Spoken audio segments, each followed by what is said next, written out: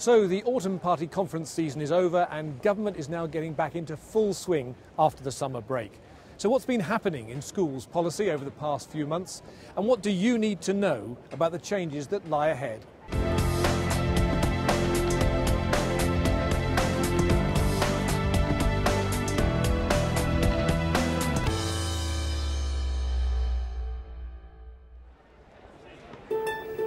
Since the last Need to Know update, a lot has been happening in education policy, with some important changes on the horizon.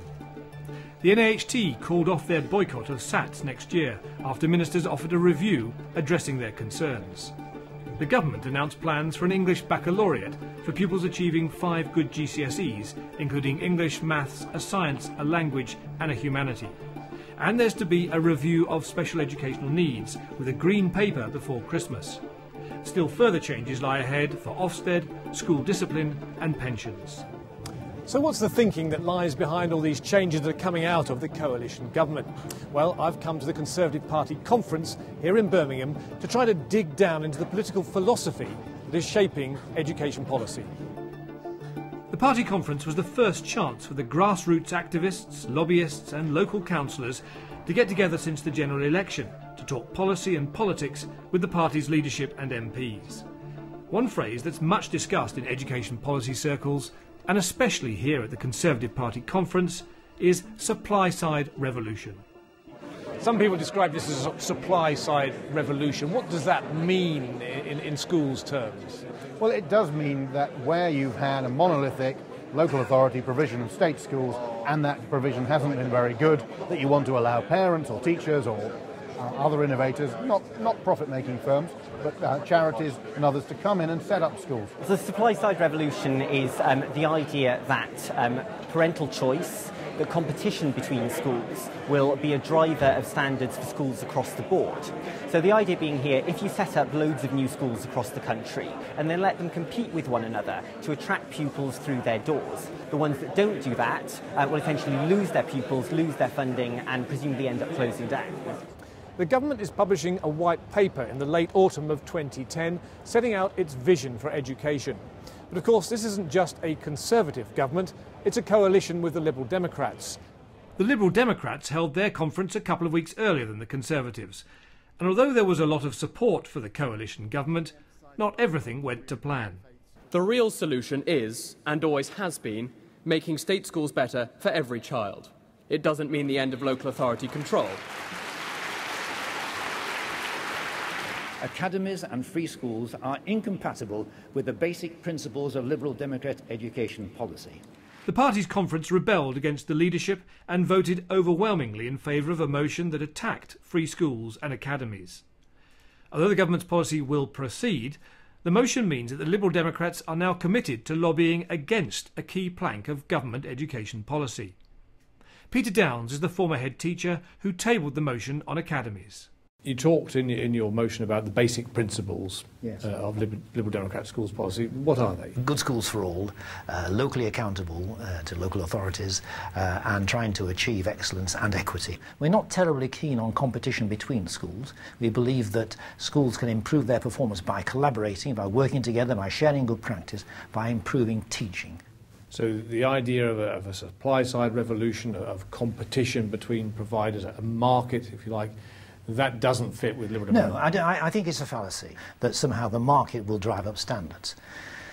Let's imagine that there is a good school, a free school or a good academy. Let's imagine, therefore, that it attracts pupils from other schools. The weaker school won't close overnight. It'll just gradually wither and die. But there are young people in that school who are having their education in a failing, in inverted commas, a failing school. And that education is the only education they're going to get. In fact, for many in both the Liberal Democrat and the Conservative parties, the idea of using competition between schools to raise standards is controversial. If the supply-side revolution is to work and schools are to compete for children, there has to be a surplus of school places. Otherwise, parental choice and competition between providers will not work. The simplest way to increase the number of places is to build new schools. But in a time of cutbacks, and with the government wanting to reduce public spending, who will build these new schools?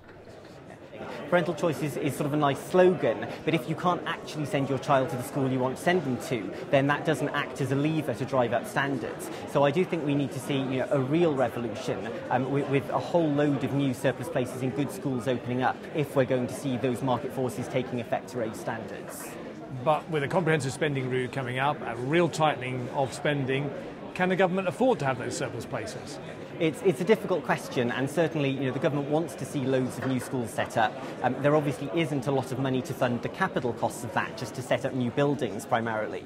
I think it is a very difficult question for the government how they're going to deliver this in an era of falling budgets. And one way that this can be done is having private for-profit providers coming in. They're willing to put up the initial capital cost, knowing they'll get the money back in the long term. I would argue that, yes, introducing private sector providers into the system, letting them come in and set up schools would actually help this revolution to happen. They can bring in their own capital, they can fund the costs of building new schools. One area which looks like it to cause some difficulties is the government is very interested in private providers coming in. At the moment, for-profits can only come in as managers, but Michael Gove is saying he has no ideological objections to companies making a profit out of running education. Do you think that would be a sticking point for Liberal Democrats? I would have thought that might be the point where the leadership might at last rebel against that. There's a limit to the amount of efficiency you can get out of energy systems and procurement of books and buildings maintenance, because that's only a small proportion of what a school spends its money. It's about 15 to 20%. And if you're going to make a significant saving, then you've got to reduce the staff, either reduce their pay or reduce their numbers. If you reduce their numbers, then you are reducing the service to the children in the school. What we've got to do is focus on outcomes for children. We mustn't either have right-wing ideologues or left-wing ideologues standing in the way of looking at the data, looking at what works, allowing experimentation and innovation, and then seeing if it'll provide better outcomes.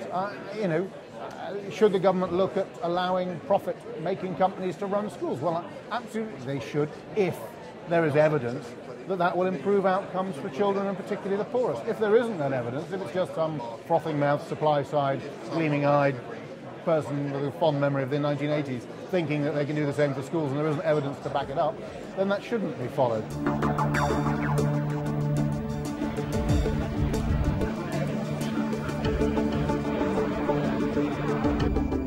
Whatever the philosophical divide between the two coalition partners, and indeed within their respective parties, there's another issue that's likely to come to the fore.